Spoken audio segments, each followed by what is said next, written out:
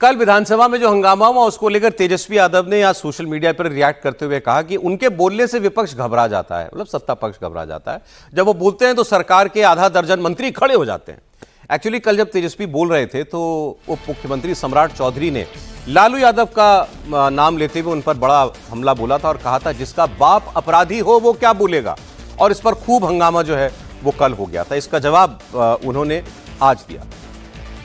इसके अलावा आज और बहुत कुछ हुआ है। राबड़ी देवी ने बड़े गंभीर आरोप लगा दिए। राबड़ी देवी ने जेडीयू बीजेपी पर आरोप लगाते हुए कहा कि ये दोनों पार्टियां मिलकर तेजस्वी पर हमला करने की साजिश बना रहे हैं, मतलब तेजस्वी यादव पर अटैक करना चाहती हैं।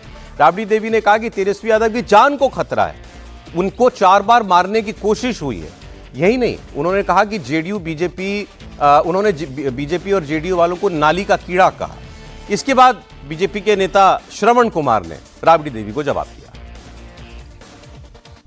तेजस्वी यादव को तो 4 बार मारने की कोशिश किया गया था, रास्ता में ट्रक से ट्रक से। क्या करिएगा, फिर यहाँ भी मारने की कोशिश हो रहा है। हम लोग जानते हैं कौन कौन आदमी लगा हुआ है। आप कह रहे हैं तेजस्वी की जान को खतरा है? जान के खतरा है। हम लोग तो सिफारिश किए हैं, मांगे हैं। और साजिश कौन करेगा? बीजेपी जदयू का छोड़ के कौन करेगा साजिश? यहाँ बिहार में कौन है साजिश करने वाला? दबाव देता है, जनता के जबान बंद करेगा। हाँ, संस्कारी नहीं ना है, संस्कारहीन है, उस सब नाला के कीड़ा है उस सब। इस तरह के बात अगर बोलते हैं तो उसकी जांच करानी चाहिए, उनको जांच की मांग करना चाहिए। कौन मार रहा है अगर उनको मालूम है तो खुलासा करना चाहिए। तो सिर्फ और सिर्फ टीआरपी बढ़ाने के लिए और जनता का उनको लेने इसका जनता का जो है आशीर्वाद लेने के लिए, जनता की सहानुभूति लेने के लिए इस तरह के शब्दों का इस्तेमाल करते हैं। मैं समझता हूं कहीं से उचित नहीं है, कहीं से न्याय संगत नहीं है और कानून के हिसाब से कहीं सही है। वो तो कह रही हैं कि जेडीयू और बीजेपी को छोड़कर साजिश कौन करेगा दूसरा? नहीं तो उनको खुलासा करना चाहिए। जब इतनी बात उनको मालूम है तो खुलासा करना चाहिए कि कौन लोग इस तरह के कृत्य में लगे हुए हैं। और वो ये भी कह रही हैं कि नाली का कीड़ा है। अब बताइए ना, जिन शब्दों का इस्तेमाल कर रहे हैं, ये विपक्ष सत्ता पक्ष नाली का कीड़ा है, तो नाली को कीड़ा को बिहार की जनता ने 20 साल शासन करने का मौका। अब तो ऐसा लग रहा है कि एसआईआर भी मुद्दा नहीं रह गया। अब तो मुद्दा ये हो गया कि कौन किसको कौन सी गाली देगा। आपने देखा पहले कोई कहता है कि किसी के बाप का सदन नहीं है, किसी तुम्हारा बाप अपराधी था चुप रहो, वो कहते हैं हम बोलेंगे तो गीला हो जाएगा। नाली का कीड़ा भी आ गया, हाथ मारने की साजिश का आरोप लगा दिया कि जान को खतरा है। देखिए सरोज जी, बहुत दुर्भाग्यपूर्ण है। बिहार विधानसभा का ये आखिरी सत्र था, अब तो चुनाव में बिहार जाने वाला है। जिस सरकार ने 5 साल काम किया, जिस विपक्ष ने 5 साल वहां पर विपक्ष की भूमिका निभाई है, आखिरी सत्र में बहुत सार्थक चर्चा होती। सरकार अपने काम को लेकर चर्चा करती, विपक्ष सरकार की नाकामियों को सदन में चर्चा के माध्यम से उठाता, और मुझे लगता है सार्थक चर्चा बिहार की जनता को और देश की जनता को देखने को मिलती। लेकिन जो सड़क और जो चुनावी रैलियों में जो शब्द इस्तेमाल होते हैं एक दूसरे पर, वो संसद के अंदर इस्तेमाल देखने को मिल रहे हैं। संसद की पूरी गरिमा को तार-तार करने का काम सत्ता पर विपक्ष दोनों मिलकर बिहार के अंदर किया है। मुझे लग रहा है बहुत दोनों जिम्मेदार हैं आपके हिसाब से? बिल्कुल दोनों जिम्मेदार है। जिस तरीके से सत्ता पक्ष के कुछ विधायकों ने जिस तरह के बयान दिए या शब्दों का इस्तेमाल किया है, मुझे लग रहा है कि बहुत एक स्वस्थ राजनीति के लिए ठीक नहीं है।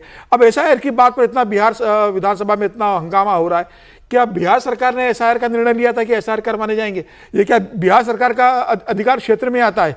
ये तो चुनाव आयोग ने तय किया था ना कि एसआईआर करवाएंगे। अगर आपको एसआईआर पे आपत्ति है तो कांग्रेस के नेता और आरजेडी के जो सांसद है वो लोकसभा में इसका मुद्दे को उठा रहे हैं। बिहार तो देखिए चुनाव आयोग पर तो है, लेकिन पीछे तो बीजेपी बता रहे हैं ना, उनके हिसाब से तो बीजेपी सरकार ही करा रही है। ऐसा क्यों आप मान के चलते हो? चुनाव आयोग जो काम करने जा रहा है उसके पीछे बीजेपी की मंशा है क्या? बीजेपी चुनाव आयोग बीजेपी के कहने पर काम कर रहा है? राहुल गांधी लगातार इस बात का आरोप लगाते रहे, और राहुल गांधी को संसदीय जीवन में 20 साल से ज्यादा का अनुभव हो गया है। आज विपक्ष के नेता है, वो शेडो प्राइम मिनिस्टर है, अपने आप को प्रधानमंत्री, भविष्य का प्रधानमंत्री के रूप में देखते हैं। वो लगातार आप संसदीय संस्था को, जो संवैधानिक संस्था है, उन पे आप इतना हमला करते हो कि जैसे वो संस्था किसी पार्टी की बंधक बन गई है।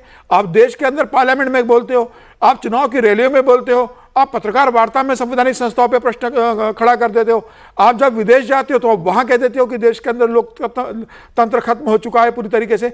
मुझे लग रहा है कि एक प्रधानमंत्री के अगर आप तो भविष्य के रूप में देख रहे हो तो राहुल गांधी को उतनी गंभीरता का परिचय देना चाहिए। आपको किसी चीज की शिकायत है, आप लेटर लिखिए चुनाव आयोग को, आप चुनाव आयोग से मिलने जाइए, आप सुप्रीम कोर्ट पे भरोसा कीजिए। मामला तो सुप्रीम कोर्ट में चल रहा है ना, 28 तारीख को सुनवाई है। सुप्रीम कोर्ट एसआईआर को लेकर अपना जजमेंट देने वाला है। जो सुप्रीम कोर्ट ने कहा था कि भाई आप राशन कार्ड और आधार को इंक्लूड कीजिए, चुनाव आयोग ने उसके लिए मना किया है। सुप्रीम कोर्ट सुनवाई करेगा, सुप्रीम कोर्ट के सुनवाई के बाद अपनी बात रखिए। अगर सुप्रीम कोर्ट एसआईआर को अनुमति दे देता है और कहता है कि चुनाव आयोग ने बहुत बेहतर तरीके से किया है, तो क्या राहुल गांधी ये कहेंगे कि सुप्रीम कोर्ट भी चोरी कर लिया है? एसआईआर तो खत्म, एसआईआर की भी तो आज आखिरी तिथि है, आज और कल। इसके बाद तो 1 तारीख को ड्राफ्ट ही आएगा। बहजा, आप तो डेटा के आदमी हैं, आप ये इस प्रोसेस को भी फॉलो कर रहे होंगे। जी सर। इसमें कोई बहुत बड़ी कोई गड़बड़ी क्या अभी तक देखने को मिली है? देखिए, बड़ी गड़बड़ी तो नहीं, लेकिन मैं थोड़ा सा डिफरेंट अगर बोलूं तो, बिकॉज काफी सारी बातें की गई हैं जो कि बिल्कुल सही हैं कि कहीं ना कहीं ये रोल जो है ये सिर्फ इलेक्शन कमीशन का है। इसके पीछे किसका हाथ है वो तो एलिगेशन है, उसको क्या हम प्रूफ कर पा रहे हैं कि नहीं। लेकिन मेन चीज ये है, सौरभ जी, एक पिक्चर आई थी टू सर्व विद लव, आपने शायद देखी भी हो, बहुत ही प्यारी पिक्चर थी। अब जो पिक्चर बन रही है वो है टू सर्व विदाउट लव। तो कहीं ना कहीं अगर आप देखें तो टू सर्व विदाउट लव वाली बात सब जगह चल रही है। इसमें मेरा एक टीएन शेषन साहब होते थे 1995-96 में, मुझे प्रिविलेज मिला था कि मैं उनका प्रोग्राम को लुक आफ्टर करूं ढाका के अंदर। तो उनका जो एक ऑरा था, उन्होंने इतने बड़े इलेक्टोरल रिफॉर्म्स किए थे, अगर आपको याद हो, सारे पॉलिटिकल पार्टीज उनसे डरती थी। उसके बाद तो 3 चीफ इलेक्शन कमिश्नर बना दिए गए ताकि एक के पास पावर ना कॉन्सेंट्रेट रहे।